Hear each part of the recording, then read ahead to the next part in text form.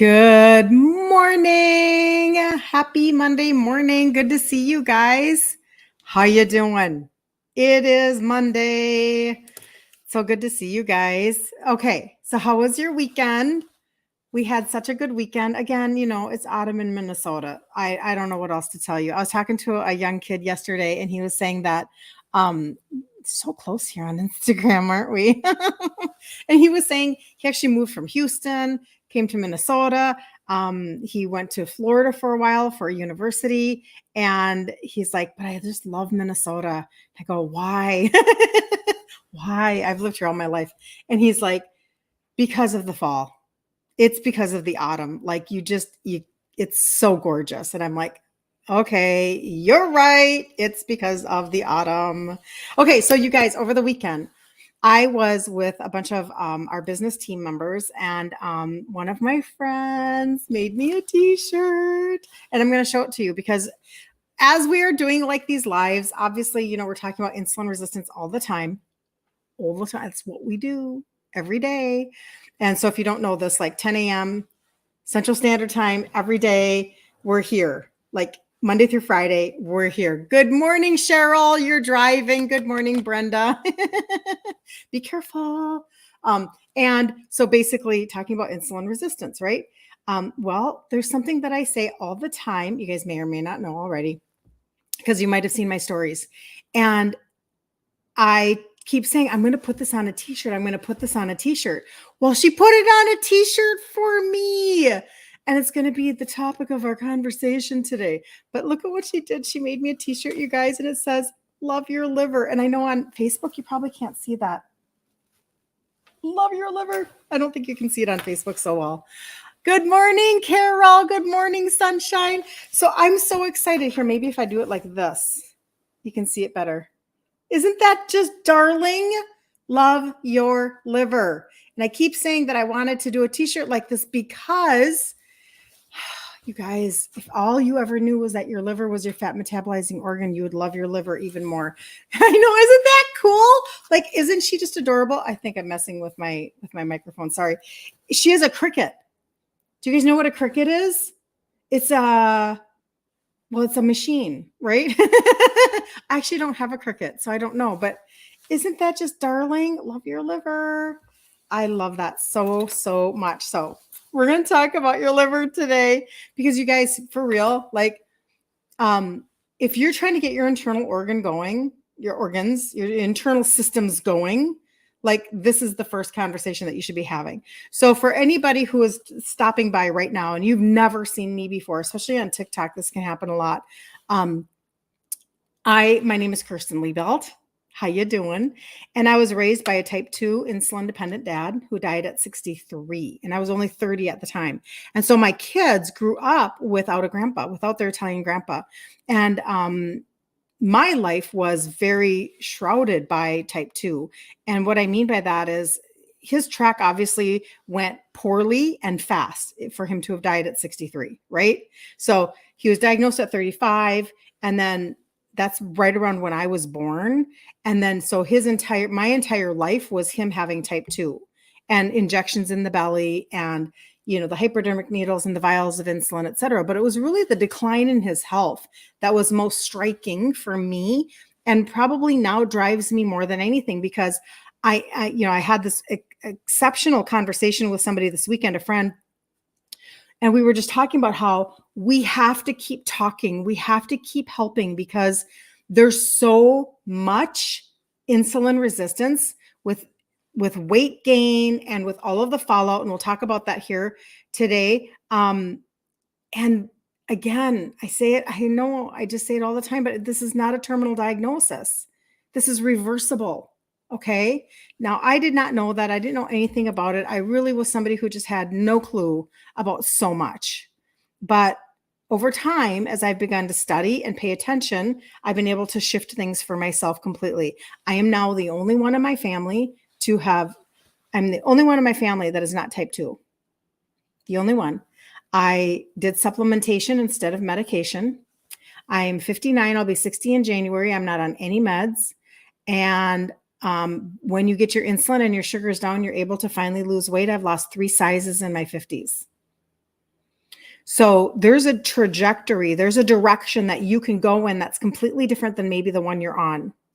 So I teach two things and two things only. I teach targeted supplementation and food ingredient trade outs because that's my journey. So I'm just handing you what I learned, and I want so desperately to help you compress time so that you don't have to take as long as I did. I did it all by myself inside of my head, just me and Jesus talking about food ingredient trade outs because the emotional connection when you're Italian is just strong, right? So you have to deal with a lot of those pieces. But now that's why I help other people. So if you're on the replay, let me know you're on the replay. Let me know where you're coming in from. And if you do not know already, we have a group. And that's why I put this up here for you guys on TikTok, because you can go to my profile and you can see my site right there. And when you scroll up on it, you're going to see a Facebook blue button, and it's called Ditch Insulin Resistance for Women. And in that group, we do a 5-day challenge every month. We just finished our one last week. You can find it in the featured section at the replays. But tonight, you guys, tonight at 8 p.m. Central Standard Time, we're doing our 4th installment of Self-Sabotage No More. It's a book that we're going through.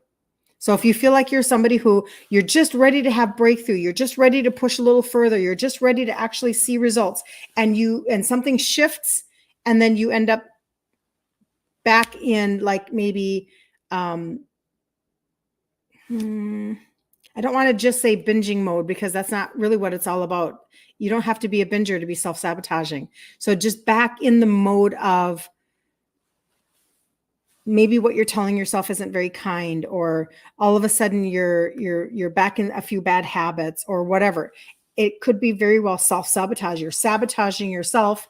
And what we're finding out in this book is that you have parts of your subconscious that are just trying to protect you. So it's not because you're a loser. It's not because you don't have any willpower. It's not because you're never, ever going to have success in this. That's not what this is all about. But you do have a reticular activating system, an RAS, that is trying to keep you safe and in your comfort zone.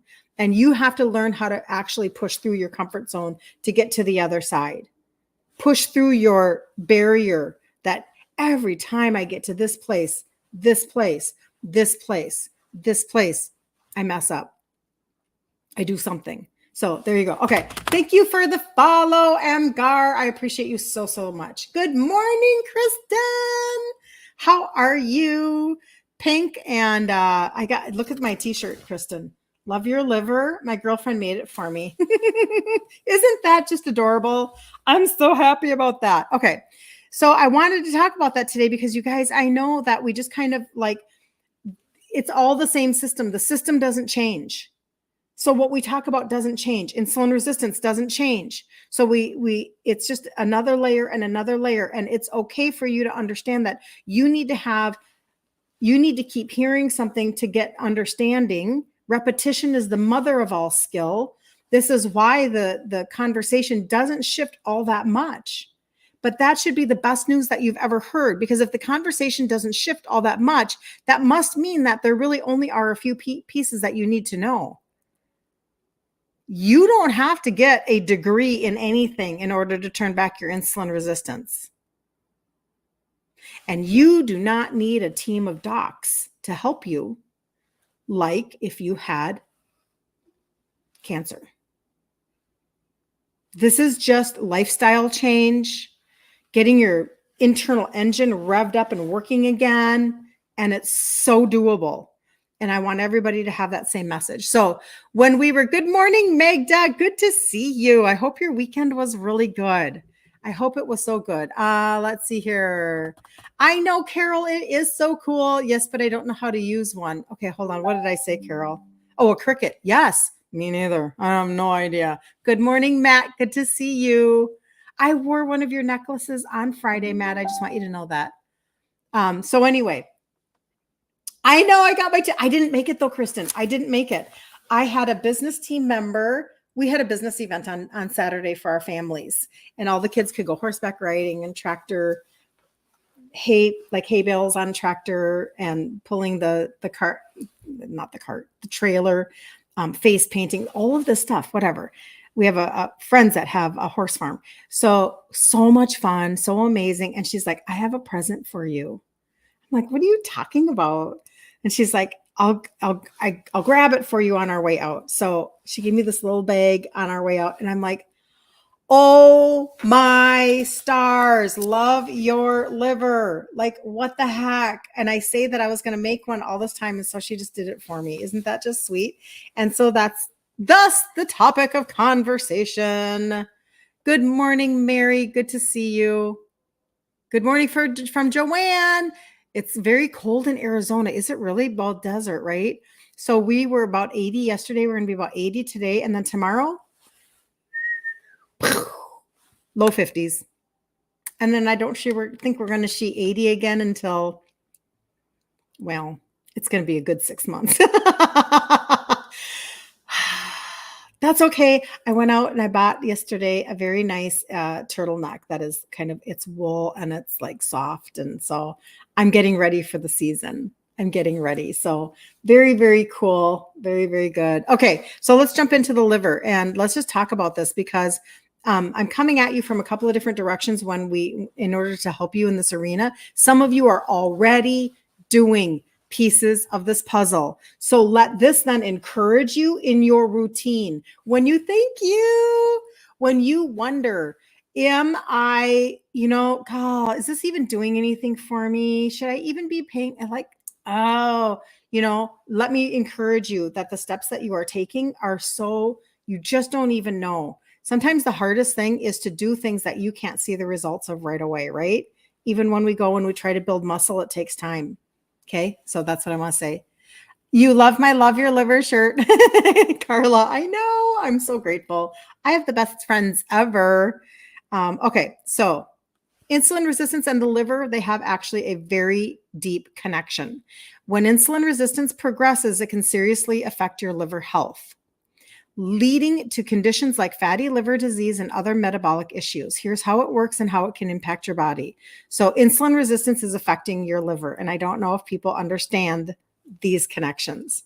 So important. The liver plays a crucial role in regulating your blood sugar levels. Under normal circumstances, insulin helps the liver store glucose as glycogen and suppresses glucose production when it's not needed. However, when you become insulin resistant, if you're on my content, you are either for sure you're insulin resistant or you suspect you're insulin resistant. And no, you don't have to have a test to know that you are. You can just follow the symptoms. However, if you want a test, get a fasting insulin test. Don't just follow your blood glucose levels. In my opinion, I'm not a doctor. So the liver starts behaving really abnormally when you're insulin resistant. Did you know that? So number one, increased glucose production. Insulin resistance causes the liver to keep producing glucose even when there's already too much in the bloodstream, worsening blood sugar control. Fat storage. Insulin resistance often leads to fat buildup in the liver, non-alcoholic fatty liver disease. Did you know that 50 years ago, the only people that had fatty liver generally were alcoholics? Now we have non-alcoholic fatty, we just give it a different name, non-alcoholic fatty liver disease. The liver turns excess glucose into fat, which accumulates and can cause inflammation and liver damage over time. Liver stress. Last one on this one, constantly dealing with excess fat and glucose causes the liver to work harder, leading to liver damage, scarring, and in some cases, progression to non-alcoholic steatohepatitis or cirrhosis. Okay, so that's what we've got going on here. Now, the progression and the downfall. Initial stages. In the early stages of insulin resistance, you might not notice any major liver issues. Okay, but the liver starts storing excess fat and producing more glucose. Intermediate stages, as insulin resistance progresses, non-alcoholic fatty liver disease can develop. Inflammation in the liver increases, leading to discomfort, fatigue, and potential liver dysfunction. Oh, what are normal fasting insulin levels? I will answer that in just a second. That's a great question, by the way. Hold on just a second.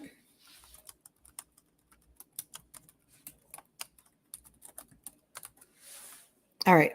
So that's the intermediate stage. Okay. Advanced stages without intervention. This can lead to liver scarring, fibrosis, and even cirrhosis in long term. Liver enzymes may rise and liver function could be compromised. Okay. Now, how does this actually make you feel? How do you maybe even think that you have anything going on in general? Like symptoms kind of do cross over when you're talking about liver, insulin resistance, gut.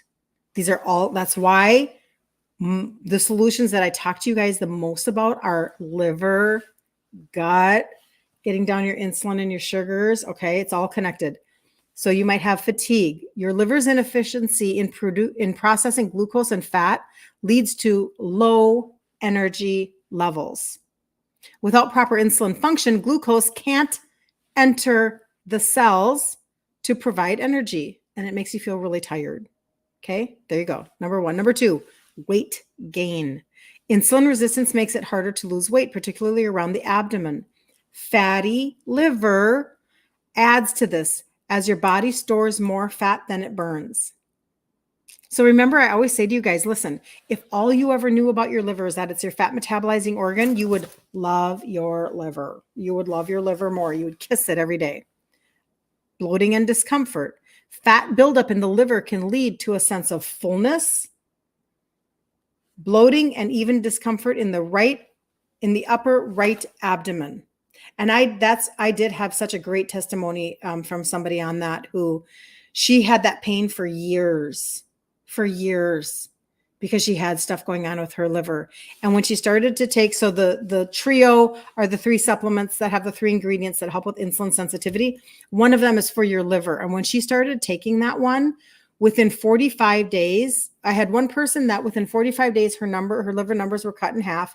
And I have another person that after just even a couple of weeks, that pain started to subside in her upper right abdomen. So supplementation that is targeted actually does work. And you need to know that, because simple conversations. Like this doesn't have to be rocket science. So that's the upper right abdomen that you can have discomfort and bloating in if you are having fat buildup in your liver. And then the last one on this is brain fog. Poor blood sugar regulation affects mental clarity and focus. So that brain fog that you're having, you're not just getting old. Brain fog is not normal. We have decided as a society that all of these things are just normal. And then we think, oh, this must just be getting old. Oh, look at me forgetting something again.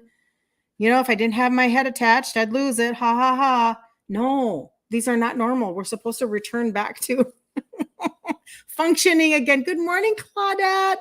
Good to see you. Very good to see you. Thank you so much for the follow, Melly. I love that. Okay, let's keep going quickly. And then, because I want to answer that question too. Hold on. Let me see here. Maybe I can answer that fast. So what are some of the foods that can help you? So here's an answer on the fasting insulin. So when you take the fasting insulin test, what happens, you guys, what's happening is people are, when you go to your provider, they're telling you that your labs look good because your glucose levels are good, but you can have insulin resistance. Insulin is a hormone, and it can be high for like decades before it ever shows up in your blood glucose. Like by the time your glucose is up, potentially, because again, I'm not a physician, but according to what we're reading here, your liver is having you have high insulin, high inflammation. Your liver's having a hard time regulating your blood sugars. You're like your whole system is going, it needs help. Your pancreas is exhausted from, like pushing out too much insulin. Your cell has already closed the door. The liver is having a hard time converting and doing the things that it needs to do. And now your sugars are rising. This is the rising of the tide after the hurricane, right? Hey, that's a really good analogy. You know how you have the flooding afterwards. Well, if long before the hurricane got there, you would be able to get your fasting insulin. That's really what you're looking for. You want the fasting insulin test. There are a lot of doctors who won't do it. Normal fasting insulin levels typically range between 2 to 20 microunits per milliliter. However, the optimal range is often considered closer to 2 to 10, 2-10. Levels above this may indicate insulin resistance, while lower levels can signal insufficient insulin production, which would be more like type 1. But that's not my wheelhouse. Keep in mind that specific ranges can vary depending on the lab, and insulin levels should be interpreted alongside of other markers like your glucose levels, HbA1c, for the full picture of metabolic health. So they're basically just saying that you want all of it as a picture. You want the glucose levels that they're talking to you about, your A1C that tells you about the last 3 months of what's been going on with your blood sugar levels, but it's that fasting insulin, you guys, that can help you to know. Now, most all of you are not going to get that test. And I'm telling you from my own personal experience. This is Kirsten Liebelt 101. I was too scared to go get testing done in my upper 40s. I was too scared. I was doing things like watching the sores on my legs because of my dad. Okay. I was doing things like watching how fast things healed or didn't heal. I was watching how thirsty I was or how much I had to go to the bathroom, because these were all the telltale signs of type 2 diabetes. Okay. And that was what my dad had and died at 63. So I wasn't getting testing done. And most people, you don't have to have testing done. However, wouldn't it be nice if when we did get testing done, they didn't just pull our blood glucose levels and tell us that our labs were fine, when it could be that we have high insulin and now that's just wreaking havoc and we don't even know that it's doing that. Good morning, Kimberly. Good to see you. Good morning, Wendy. If your liver enzymes are up, should you avoid full fat dairy and high fat food? In my understanding, no, fat's not the issue. Insulin resistance is the issue. And insulin resistance is because we keep spiking our sugars and calling on insulin. So hold on.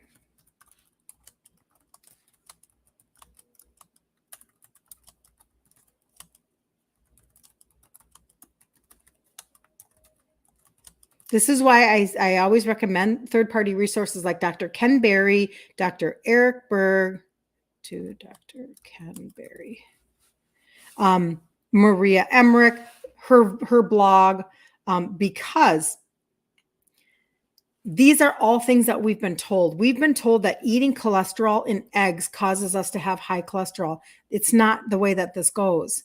Your liver actually produces, that's a whole nother conversation, but your liver is actually producing cholesterol in order to patch up the holes that are happening, in your arteries. And so cholesterol is actually a good thing. And so it's like, we've just been told certain things. So hold on. If your insulin levels are elevated, okay, I do know that. Hold on. Oh, don't lose my marker. There we go.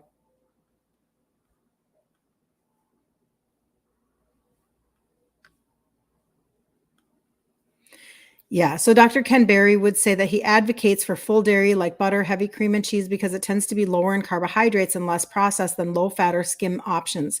He emphasizes that natural fats in dairy do not contribute to insulin resistance or heart disease, as once believed. Instead, it's refined carbs and sugar are more likely to worsen metabolic health and insulin resistance. So there's not the correlation that we think about. Like if we eat fat, we're going to have fatty liver. That's not what's happening. And so in fact, going back to even just what we were talking about at the very beginning of this, basically what it's saying is that insulin resistance is what is affecting the liver. And it's increasing the glucose production. Insulin resistance causes the liver to keep producing glucose even when there's already too much in the bloodstream, worsening the blood sugar control. Insulin resistance is often leading to fat buildup in the liver. The liver turns excess glucose into fat in the liver. Okay. And then that's accumulating and causing inflammation and liver damage over time. So it's the insulin resistance, not the full fat dairy or meat, etc.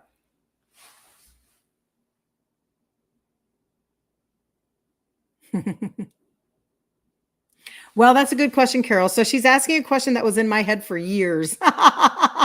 For years. She's saying, here's a question that always comes to mind. How do we know if we are going to the bathroom too much because we're insulin resistant or because we're drinking a boatload of water? That was literally my question for years. This is why I was freaked out and I didn't go to the doctor, because my mom was constantly, Kirsten, Are you peeing too much, Kirsten? Are you drinking too much? Are you thirsty all the time? Do you even get your sugars checked? Like, what is wrong with you, Kirsten? You don't go to the doctor. You don't get your sugars checked. How do you know if anything's wrong with you or not wrong with you? Like, your dad died, Kirsten. Like, you're gaining weight. You're in your 40s. You're gaining weight. You look insulin resistant, although I didn't know that terminology at all. That didn't exist in my world. But you look like you could be type 2. Are you even getting anything checked out to make sure you're not? That's kind of what was. So I was constantly in my head going, oh, am I drinking normally? Am I peeing normally? Am I like, I didn't know, but I just kind of like, again, I kept an eye on the sores on my body. If I had a sore and it didn't heal well, huge sign of problems, like, danger, danger, Will Robinson. I did think about my drinking, did I have really dry mouth? That kind of a thing. And in the end, I feel like I know I did. I completely avoided type 2. There's no question of where my direction was going. There's no question. But again, you can always get a fasting insulin test. And there were a couple of people that gave us good tests. I should have written them down. Places to go, you can get tests, order them for yourself and pay for them so that you can do that. So do we ask your doctor for a fasting insulin test? Yes. Yes. Looked it up, called C-peptide. Is it C-peptide, Carla? Thank you for looking that up. I'll try to think to check those sources before I ask you. Oh, no, Wendy, you're good. You're good. Thank you for asking, because seriously, these are one person asks questions. Everybody's asking the same questions. And that's why we just do this kind of a little bit, we just keep going over certain things because it's so important that people know. The main message is that this is really turnaroundable, and that a lot of the information that's been given to us is bad information. And it's kind of a hard pill to swallow. I'm not going to lie. It's a hard pill to swallow, and it's very, I don't know. It's hard for our brains to wrap around that. Like, how could all of the information they're giving us be bad? How can this be true? And I will tell you one story about when we were taking care of my mom. So my mom, she died last year in 2023, 94 years old, and she had Alzheimer's. And so we took care of her for the last 5 years. And so we took her to all of her doctor's appointments, of course, and everything. She had renal cancer at one point, and she lost one of her kidneys. So her primary was her nephrologist, because her primary quit because of all of the healthcare issues that happened with the Obamacare and everything. And the reason why is because they just ended up having so much, they couldn't really spend time with their patients anymore. This is what was happening with my mom anyway. So her GP said, I'm out, and he quit. So she ended up with her nephrologist as her primary. So I got to talk to him a lot, and that was very helpful, right? And he would spend all this time with my mom. He loved my mom. He was so sweet. And it was great. And when we took her out of the system, when the shutdown happened, we immediately extracted her from the system. And we said, yeah, no, we're not doing this, because we could see the writing on the wall. So we take her out, and she goes and she's living with my sister first. And during that time, we immediately make her, even though she's got a kidney issue, we immediately make her way more keto. Because again, the research that I'm reading is telling me that this is not true, that protein is causing issues, blah, blah, blah. Anyway. So we do this, and we bring her A1C down like really fast. It was really exciting. But what triggered is the wrong word. What tipped me off to the medical system's just blanket answers to everything. It's kind of like, this is protocol. This is what we say. This is what we do. Here you go. Here's your script. Come back for this, come back for that. Like, they just keep you in the wheelhouse, right? And here we go. We get my mom's A1C down. We're like so excited about it, whatever. And he said, well, we should probably still see her every 3 months to check her A1C and all this stuff. And I forget what he wanted to do. There was something he wanted to, and it was a lot to take her. So from my perspective, I was like there was a lot of anxiety connected to her leaving the home and getting in a vehicle and going to the doctor and walking into a place that she does not recognize anymore. There was just a lot involved. And oftentimes it would cause accidents, etc. Right? So this is a lot. So when he said that to me, I went, what? Like, we're going in the right direction. Why? You know what I mean? Like, mm-mm. She's like 90 years old at the time. And I'm like, no, I feel like we're doing a better job than anybody else has ever done with her. I think we're okay. But sometimes there are blanket answers to everything. So don't eat, like the demonization of red meat, the demonization of eggs, the demonization of like, don't eat full fat, don't drink full fat milk, drink skim milk. Well, skim milk is extremely high in sugars and carbs because they've stripped all the fat out of it. So it's almost like having your apple juice. It's an apple without fiber. Well, your skim milk is the milk without the fat. And so it's like just fast into your bloodstream. Like it raises your sugar so much more. And if we all had continuous glucose monitors, we could all be testing our blood sugars all the time and seeing that what they've told us for all of this time is not true. They've given us such bad information, but it's because it's been driven by industry. It's so frustrating. Hold on. Oh, hold on, Sherry. You're so sweet. I'm not worried about you, Sherry. Hello.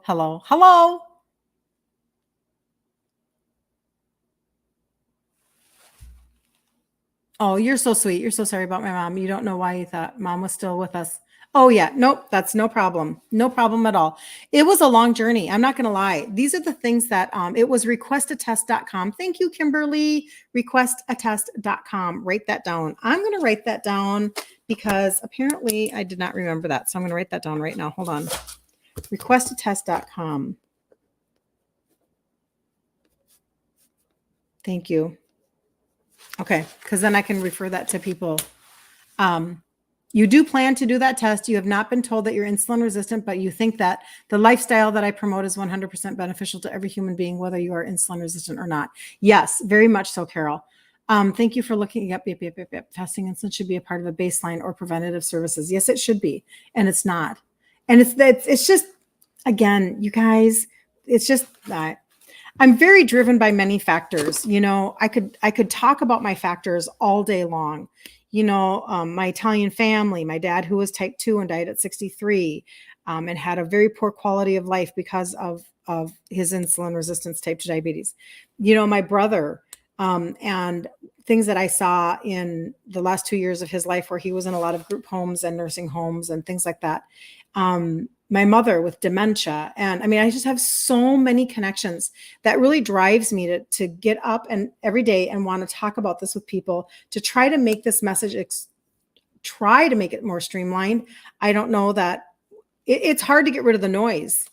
And the noise is all of the things that we've been taught, from the medical system and the things that we're supposed to be paying attention to. And it's hard to get past our own doubt in our head. It is hard. And I understand that. So remember, what do I say? Let's see here. This is easy. This is harder.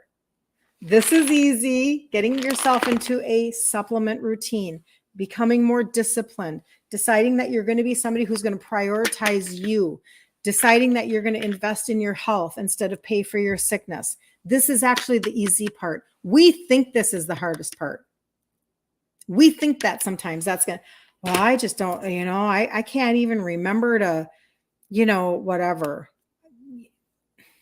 I can't even remember to put stuff on my shopping list or whatever. How am I ever going to remember to take supplements? How am I ever going to? That's actually the easiest part. This is the hardest part. So there you go. This is from personal experience. Ask me how I know. Ask me how I know. Okay, so we just went through so much good information. So again, we're going back to the diet because the diet makes such a big difference. Every time I talk to somebody about diet, it's like, if you could just really grasp the understanding. And again, if you're in the group and you have not gone back to see the replay from last week, up in the featured section, the group is called Ditch Insulin Resistance for Women. And in the replay, in the featured section, you'll see the replays of the 5-day challenge from last week. And I do the pantry and the fridge reveal very specifically to tell you that you get to eat the same foods that you love. You're just going to trade out the ingredients. Okay. And so it's just a different tray. You're just taking one tray and you're replacing it with another tray of ingredients. And And hold on just a second. So Carla's saying, so I plateaued and found out that if you eat too much fat, that's what can happen. Oh, interesting. So you were, yeah. So you were eating too much fat. And that's why, Carla, so that's a really good point. So even when we're looking at the different trays of ingredients to make the foods that we love, if this is the food that we love right up here, and we could make it this way with processed ingredients of white flour, white sugar, and seed oils, or we could make it this way with real oils that are like, olive oil, avocado oil, coconut oil, butter, lard, ghee, almond flour, et cetera. We're doing it differently. But we're still making the same food, completely different results in your body. Okay. So we're not giving up what we don't love, but Carla's bringing up the fact that if you are eating too much fat, it can really plateau. So this is why I recommend Maria Emmerich, Emmerich, Emmerich, Maria Emmerich. High fat keto was developed for epilepsy. Very good for the brain.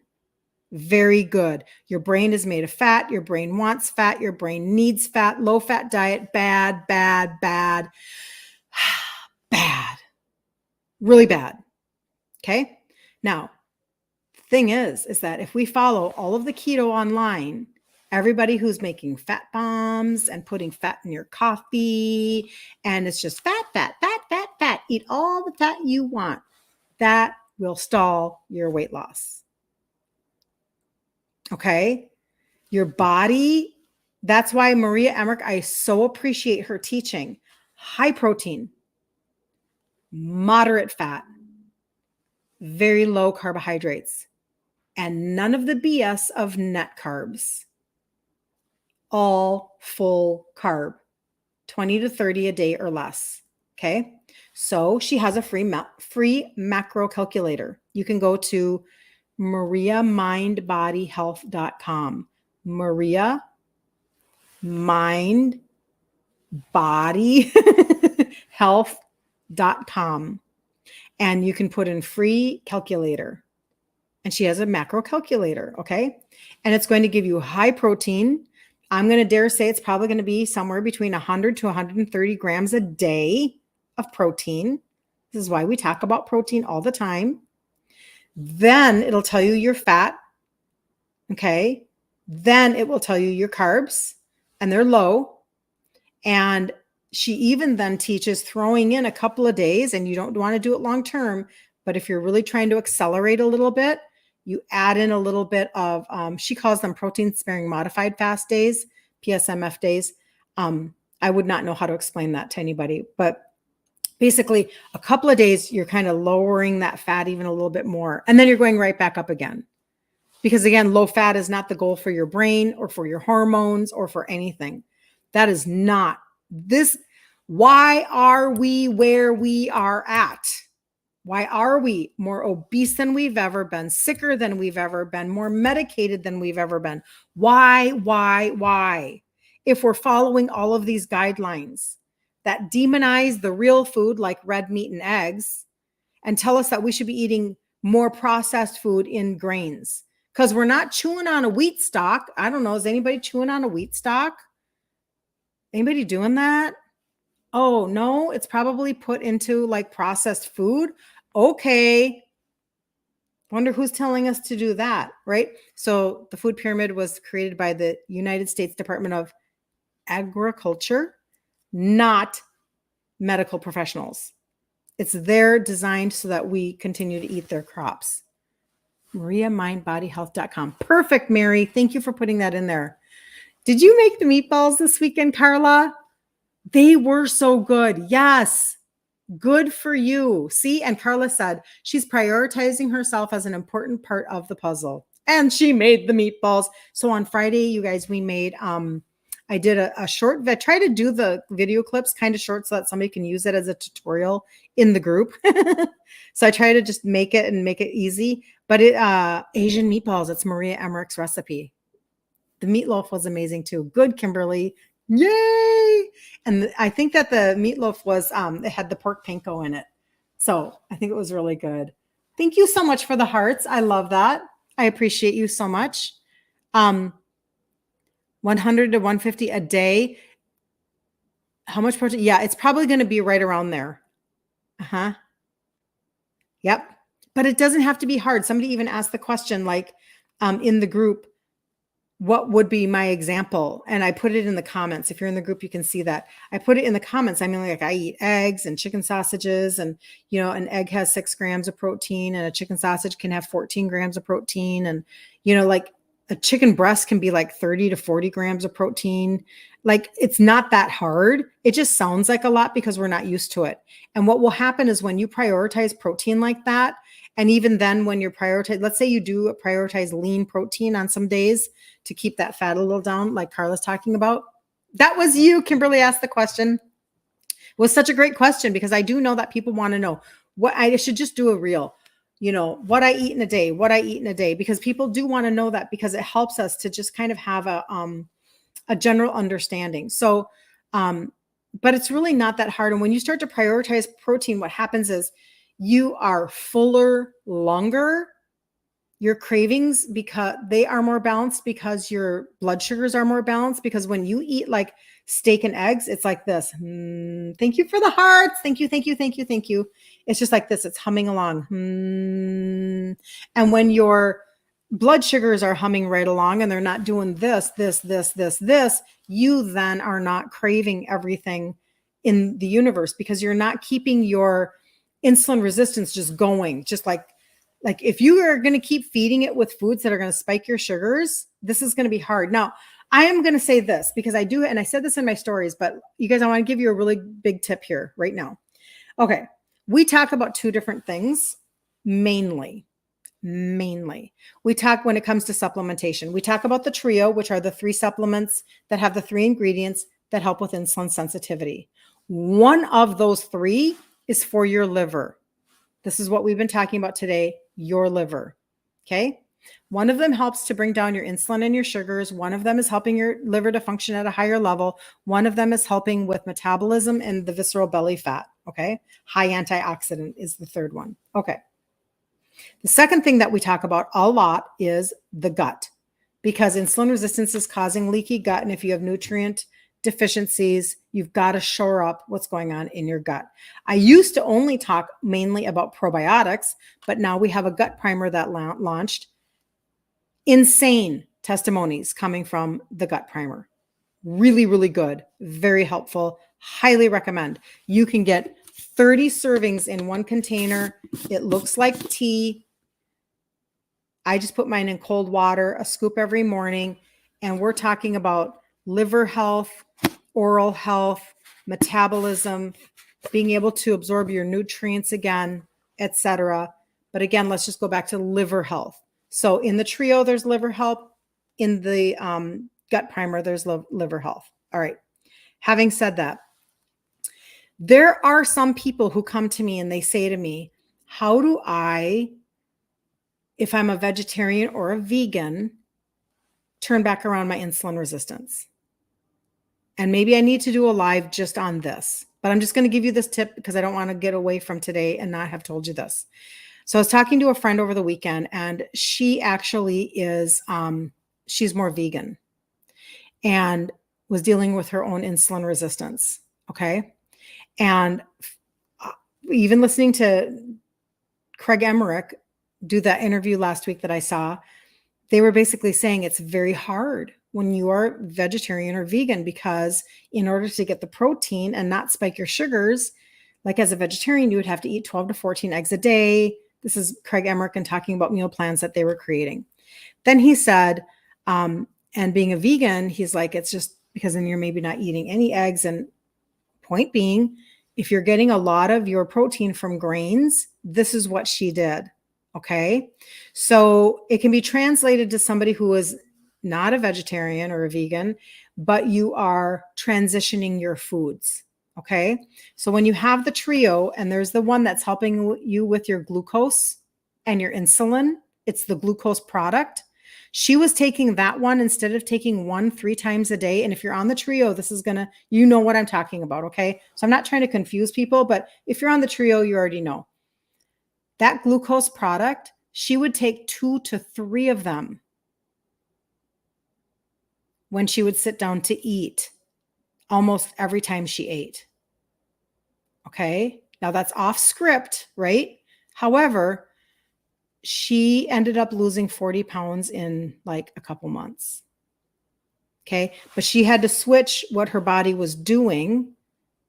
I hope somebody can like understand what I'm saying. Like, because she's vegan, dealing with insulin resistance, that's what made the shift for her. Because again, when we are spiking our sugars and we are calling on insulin all the time, we have to stop spiking our sugars. And that's very hard to do if you are vegan. Very, very hard, because you're primarily eating grain for your protein. Does that make sense? Does anybody have a question about that? I know but that was such a phenomenal conversation for me to have. I was like, wow. So in my head, then I go, what about my friends here online that are trying to transition? Like I used to try to transition, like it took me a while, right? And I had to learn how to transition off of pasta. I had to learn how to transition off of bread. I had to learn how to transition, well, I was rewarding myself all the time with sweet potatoes. I love squash and sweet potatoes, and it's fall again. And so I want to do that again, right? But as we're transitioning, I used carb blocker all the time. I would have never in a million years thought to, in those moments, take extra of the glucose product. That would not have made sense. Like I didn't know nothing. I was really like a non-researched person. Like I had no idea. I was just trying to, stop my sugar addiction. Milk duds, stuff like that. The Asian meatball recipe is available on Maria's website. It is, Wendy. Okay. Yep. Because Mary asked. You can look at it, Mary. So you were sick and you didn't make the group this time. No problem. Mary, in the group, in the featured section is the video from Friday. But Wendy is right. It's on Maria Emmerich's website, and it is literally Asian meatballs. You can just look that up. As I would say, no bueno, no bueno. See, I do speak Spanish. No, I don't. That's really funny. No, I don't. I wish I did though. You guys, when I went to Italy I went in 96 and then I went again, like, I don't even know, maybe 15 years ago now. We were almost going to go again this year. We will go, but it wasn't working out for this year. But I wanted to have known Italian, right? So in thoughts that we were going to go as a family, there's an app called Duolingo, and we started kind of listening to a lot of Italian, and I ended up stopping and not putting my brain space towards it right now, but my son kept going. And he did a full year of following and learning. I mean, it was amazing. So it's very good. We really should be bilingual in our nation. We really should. You love Duolingo? Is that wild? It is a great app. We had like a family plan. So you did plant-based 100% for 2 years, did not lose weight. Correct. It's very challenging, Mary. I finally understand that my body needed iron from meat. Yep. And to stay off of beans for protein. You feel better now? Yeah. That's why it's hard for me. So I don't coach people who are vegetarian or vegan, because that is not my wheelhouse at all. Especially when it comes to the nutrient deficiencies. Like you said, you knew you needed more iron, et cetera. Like meat has, beef is almost the identical amino acid profile as your own human muscle. Like, your hormones can be really happy. However, I don't understand being plant-based and eating grain for protein. I do not understand that, because that's not my life, right? But I do understand the concept of grain is spiking your sugars. And then let's transfer that to a thought process of, okay, here we've got Christmas coming. Let's talk about our world now, okay? Because what she did is phenomenal. You have to understand what that glucose product did for her. That's what you need to get out of this story. Because she is a mainly grain person. She was using the glucose product to offset by taking 2 to 3 at a time when she sat down to eat. And she said, I was very diligent. She didn't do it every now and then. She did it all the time. Okay. So she had discipline in what she was doing. But you guys, she lost 40 pounds.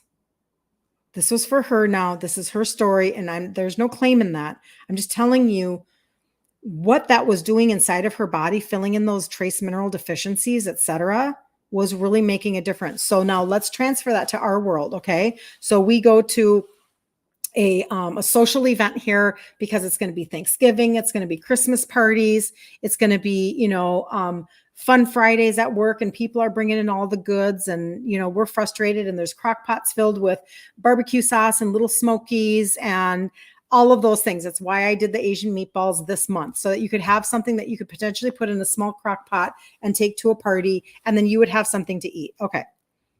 So you're transitioning your foods and you're not quite there yet. Understand that when I was transitioning my foods and taking carb blocker, I was stalling my weight loss when I did it. I mean, I understood what I was doing, but I wasn't gaining. I stopped the gain while I was figuring things out. And then I shouldn't say that. I stopped the gain. I was losing weight, but if I went on a weekend, little bit of a bender, I would stall my weight. But what would have happened if I was transitioning my foods, treating myself to sweet potato fries at Red Robin, balloons? What if I did that? And at that time, I was taking 2 or 3 glucose health. I'm just curious about that. Like if I was taking the glucose product and I was just upping the dose on that, this was just kind of a little mind blowing for me. So for anybody if that's for you, you're getting it and you're hearing me, and you can always reach out to me and ask me questions. Wondering if that would help my insulin resistance with my low carb way of eating. Carla, yes. So Carla, I'm trying to remember, just bear with me. So are you doing the trio, Carla, or no? I'm just curious because I don't remember.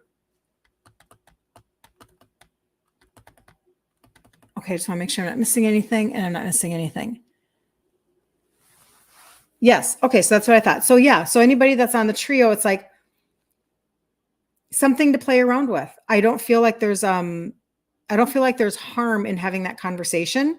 This was such an incredible testimony from somebody who is literally getting her functional nutritional degree. So she lends a lot of credibility to the conversation. We're not going against recommended dosage on something that would harm you. This is not an adaptogenic herb conversation. Or something, or, like here, like take too much vitamin E, not a good idea. Here, take too much vitamin A, or take too much iron, or, you'll end up constipated, but oh, well, no, these are just trace minerals. And so, one helps with bringing down your sugars. One helps with bringing down your insulin. And what if you took extra while you were transitioning some foods? That is food for thought for you guys. So in general, though, when we're talking about food, like these are things that can help your liver, your cruciferous vegetables. Now, again, if you have IBS or Crohn's or whatever, these might not be your friend, and you have to know that. And you have to not care what society tells you that kale is a superfood when it's not. But I'm just saying, like, we've been taught a lot of things that if we think that we feel like we're being sacrilegious if we give up cruciferous vegetables, but yet our gut feels better. So you have to listen to your own body. There are people who have to stop cruciferous vegetables because it's just too inflaming and too bloating.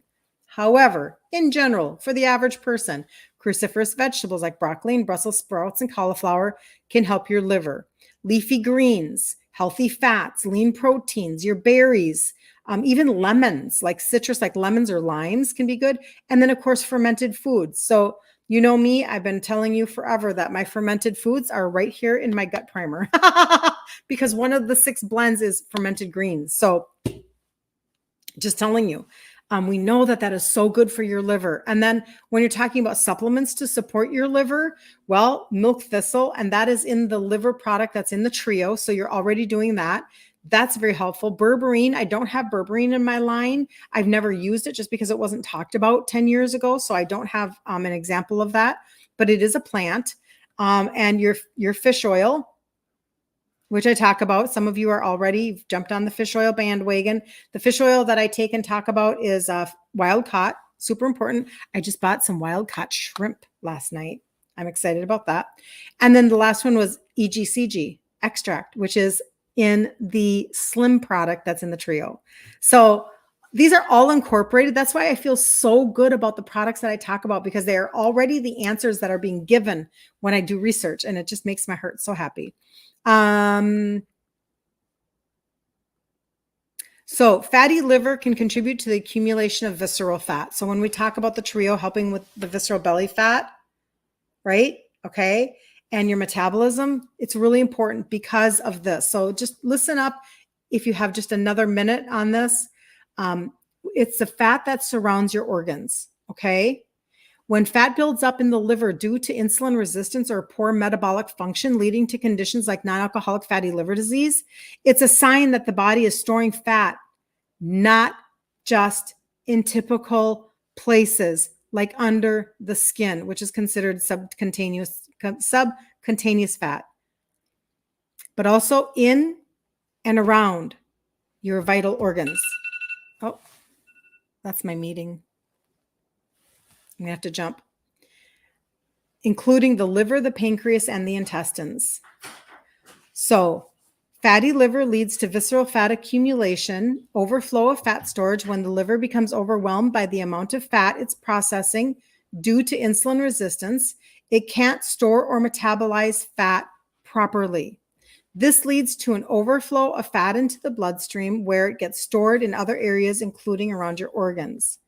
Dysregulated insulin and glucose levels. Insulin resistance is interfering with your body's ability to store glucose properly. That's what's happening. And it's promoting fat storage throughout your body, including the visceral fat. The excess glucose gets converted into fat. We talk about that all the time. When your cell is closed, when your liver is like fatty, like your body is, your insulin is going to just store it all as fat because it's your fat storing hormone. And then your liver, love your liver. Can you see that? Facebook, love your liver. Made for me by a friend. The liver is responsible for packaging fats into lipoproteins for transport into the bloodstream. And in insulin-resistant individuals, if this is you, the liver tends to produce more triglycerides, increasing the levels of circulating fats that can be deposited around the organs. So high triglycerides, it's not coming because you're eating meat and eggs and butter. It's coming because you are insulin resistant, and your liver tends to produce more triglycerides, fats, increasing the levels of circulating fats that can be deposited around your organs. So what are the dangers of the visceral belly fat that we talk about? And it's not just your belly. It's your belly, it's your hips, it's everything. Increased inflammation, risk of metabolic syndrome, and organ dysfunction. So you have to improve your insulin sensitivity. It's what we talk about every day. And then, of course, they talk about exercise. They talk about targeted supplements, exactly what we just talked about. The things that are already, that if you're taking the trio, if you're using, if you're choosing to use the gut primer to help your liver health, you're already doing these things. Probiotics, we already talk about that with the gut primer, all of those things. And basically the gut primer can help with, just to let you know, so that if you're taking it and you already understand this, it's improving your gut integrity. It's reducing inflammation. It's balancing your gut microbiome.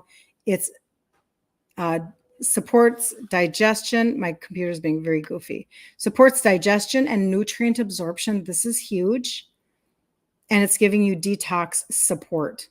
So having said all of that, that is such a great overall conversation about the liver and really wanting to help support it so that you can do different things.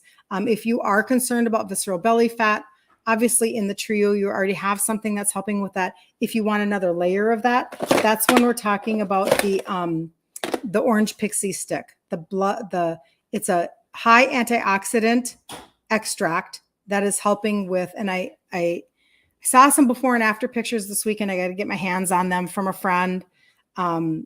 Like really great results with people reducing their waist and their hips because of how this is a thermogenic. And it's literally, for all practical purposes, it's burning fat. It's increasing the heat inside of your cells. Anyway, really good results. But all right, if you guys, let's see. Yep, have a beautiful day, Carla. Where's the correct Mary? I wish I could tell you. It was in the group. It was in her keto group. And then when I went back to find it, somebody posted it. I couldn't find out where it was because I pulled it up on my Facebook and not on my YouTube at the time. So I don't know. And it makes me sad because I like to cite the people that he's like, I want to tell people like who he was interviewing, and I don't know the name of the guy. So I apologize. If I find it, I will definitely let you know. I will let you know. All right. Is everybody good? Okay, everybody's good. So we'll see you back here tomorrow at 10 a.m. Central Standard Time. And in the group, Ditch Insulin Resistance for Women, tonight at 8 p.m. Central Standard Time, we'll do Self-Sabotage No More. So jump in there if you can. You are so welcome, Carol. You have a good day too.